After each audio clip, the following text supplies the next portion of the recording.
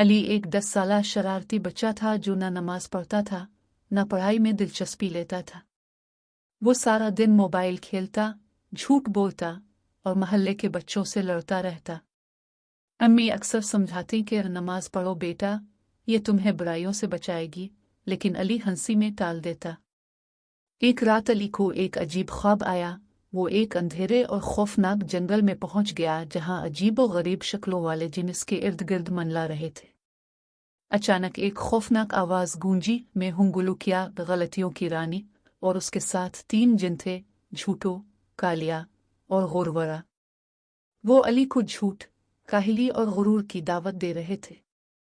अली डर गया, पीछे हटने लगा, लेकिन कदम जैसे जिन गए थे। इसी लम्हे इसके दादा अबू की आवाज आई, अली नमाज पढ़ो, ये सब भाग जाएंगे। अली ने कांपते हुए नमाज शुरू की, और जैसे ही वो सजदे में गया, रोशनी फैल गई। गुलुकिया और उसके साथी चीखने लगे और धुएं में गायब हो गए। अली की आंख खुली तो वो पसीने में भीगा हुआ था, मगर दिल रोशन था।